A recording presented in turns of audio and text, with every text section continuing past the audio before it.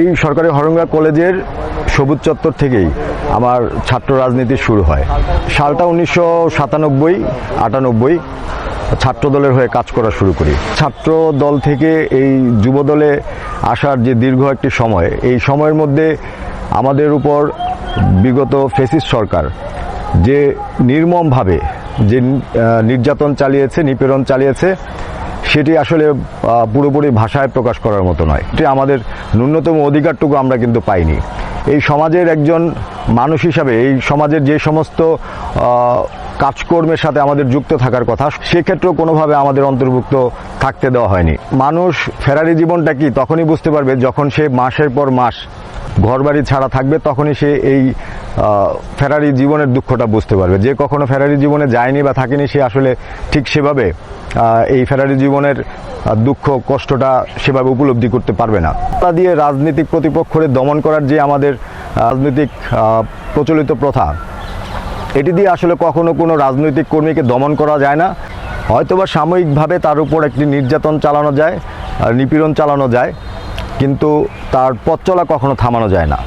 রাজনীতিতে এই যে মামলার, মিথ্যা মামলার যেই আমাদের অপরাজনীতি চর্চা রয়েছে, সেই চর্চাটি আমি মনে করি যে বিগত দিনে এই সময়ে যারা আছে এবং আগামী দিনে যে রাজনীতি, সেই রাজনীতিতে এই চর্চাটি না থাকাটাই ভালো।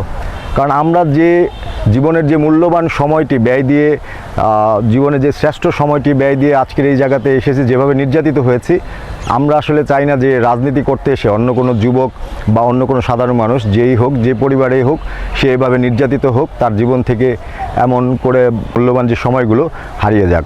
বিগত যে ফ্যাসিস্ট পতিত স্বৈরাচার সরকার, আমরা রাষ্ট্রীয়ভাবে যে ফ্যাসিস্টদের পতন ঘটিয়েছি বা রাষ্ট্র থেকে আমরা যে স্বৈরাচার ফ্যাসিস্টদের সরিয়েছি, কিন্তু আমরা আমাদের সমাজের প্রতিটি অঞ্চলে, এলাকায় এই ফ্যাসিস্ট মানসিকতার যে সামাজিক অত্যাচার এখনও যে রয়েছে, আমরা কিন্তু সেই বিষয়টিকে কখনোই গুরুত্ব দিই না।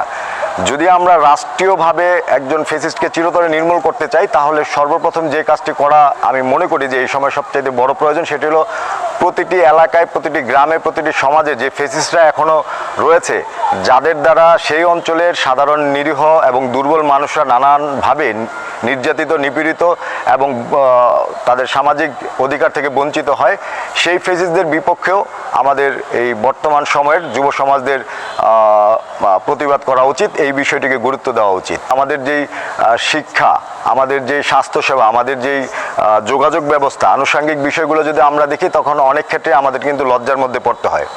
আপনি একটা জেলা শহরের যে বিষয়গুলো থাকা দরকার, সেই পরিবেশ, সেই মানুষের জীবনের উপযুক্ত যে পরিবেশ, সেই পরিবেশটি কিন্তু আমরা সেভাবে মুন্সিগঞ্জ এই জেলা শহরে আমরা সেভাবে দেখতে পাই না।